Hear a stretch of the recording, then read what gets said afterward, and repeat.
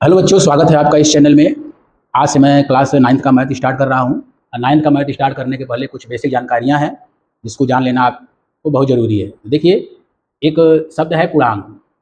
पूर्णांक क्या है भाई? पूर्णांक का शाब्दिक अर्थ क्या होता है? इसे अगर आप पूर्णांक का संधि विच्छेद करेंगे तो आता है कि पूर्ण धन अंक। पूर्णांक क्या होता है? पूर्ण धन अंक। यानी पूर्ण का मतलब समझ ही रहे हैं, पूरा। पूर्ण का मतलब पूरा अंक होना चाहिए। पूर्णांक का मतलब होता है कि पूरा अंक होना चाहिए, उसी को हम क्या कहेंगे? पूर्णांक। पूरा अंक का मतलब क्या है? पूरा अंक का मतलब जैसे 2 होना चाहिए, 3 होना चाहिए, 4 हो, 5 हो, 20 हो, 25 हो। ऐसे जो अंक होंगे या संख्या होगी वो क्या होगी? पूर्णांक होगी।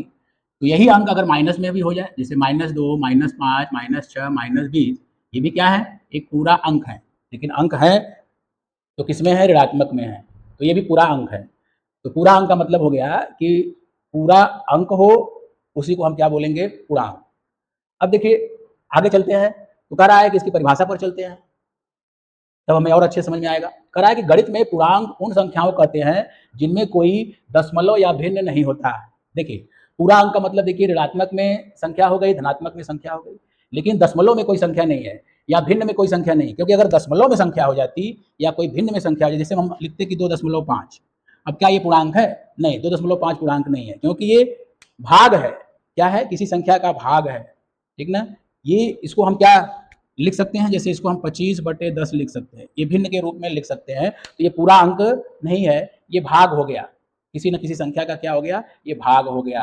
तो दशमलव नहीं होना चाहिए, या तो वही दशमलव जैसे भिन्न में नहीं होना चाहिए। कोई भी संख्या भिन्न में, जैसे 4/5, 3/10, यानी सीधा बता रहा है कि पूर्णांक उन संख्याओं को कहते हैं जिनमें कोई दशमलव या भिन्न न हो। माइनस प्लस के बारे में कुछ नहीं कहा है, बस यही कहा है कि कोई दशमलव नहीं होना चाहिए या तो कोई भिन्न में संख्या नहीं होनी चाहिए, उसे क्या कहते हैं? पूर्णांक। तो आगे चलते हैं। दूसरा, इनमें सभी धनात्मक संख्याएं होती हैं, ऋणात्मक संख्याएं होती हैं और शून्य शामिल होता है। इसका मतलब ये है कि जितनी भी धनात्मक संख्याएं हैं, जितनी भी धनात्मक संख्याएं हैं, जैसे 1, 2, 3, 4, 5 ऐसे चलते चले जाएंगे, ये धनात्मक संख्याएं क्या होंगी? ये पूर्णांक होंगी। और ऋणात्मक संख्याएं जैसे ऋण 1, ऋण 2, ऋण 3, ऋण 4, यानी जितनी भी ऋणात्मक संख्याएं हैं वो भी क्या होंगी? पूर्णांक होगी। और इन दोनों के बीच में जो संख्या होगी शून्य, ये भी क्या माना गया? इसको भी पूर्णांक माना गया। इसको भी क्या माना गया? पूर्णांक माना गया।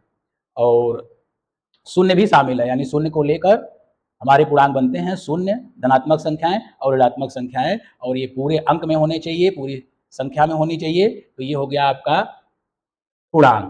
तो पूर्णांक के प्रकार में देखिए, जो मैंने आपको बताया कि पूर्णांक के प्रकार में धनात्मक पूर्णांक होना चाहिए, तो जो जितनी भी धनात्मक संख्याएं हैं वो पूर्णांक हो जाएंगी। बस दशमलव में नहीं होना चाहिए और भिन्न में नहीं होना चाहिए। दूसरा, ऋणात्मक पूर्णांक, यानी जितने भी ऋणात्मक संख्याएं हैं ऋणात्मक पूर्णांक हो गए। और शून्य, यानी शून्य भी क्या है? एक पूर्णांक हो गया। तो चलिए आगे शून्य के बारे में कुछ पढ़ते हैं कि शून्य के बारे में कुछ जानकारी भी है, नोट करके लिखा गया यहाँ पे। कह रहा है कि शून्य एक पूर्ण संख्या है। देखिए, पूर्ण संख्या किसे कहते हैं? एक आता है प्राकृतिक संख्या, एक पूर्ण संख्या। तो प्राकृतिक संख्या क्या होती है? गिनती की जो संख्या होती है उसे हम बोलते हैं प्राकृतिक संख्या, गिनती की संख्या। गिनती की संख्या कभी भी स्टार्ट होता है तो 1 से, 2 से, 3 से, 4 से, ऐसे स्टार्ट होते चले जाते हैं। यानी जो गिनती में प्रयोग किए जाते हैं, जो गणना करने में प्रयोग किए जाते हैं, उसको हम क्या कहते हैं? प्राकृतिक संख्याएं। लेकिन अगर इसको इसमें शून्य भी सम्मिलित कर लिया जाए तो ये संख्याएं जो होती हैं गिनती की संख्याओं में, अगर शून्य को भी सम्मिलित कर लिया जाए तो वह पूर्ण संख्या मानी जाती है, यानी ये पूर्ण संख्याएं हैं। तो कह रहा है कि शून्य एक पूर्ण संख्या है, यानी शून्य भी एक क्या है? शून्य क्या है? एक पूर्णांक भी है। और आपको एक क्या मिला? एक पूर्ण संख्या भी मिला और एक पूर्णांक भी मिला। यानी शून्य को हम पूर्णांक भी कह सकते हैं और एक पूर्ण संख्या भी कह सकते हैं। दूसरा देखिए, यह एक ऐसी वास्तविक संख्या है जो न तो धनात्मक और न ही ऋणात्मक होती है। यानी शून्य क्या होता है? धनात्मक में नहीं होता, ऋणात्मक में नहीं होता। कभी इसे ऋण शून्य या धन शून्य मत लिखिएगा। शून्य शून्य ही होता है, वो न ऋणात्मक होता है न धनात्मक होता है।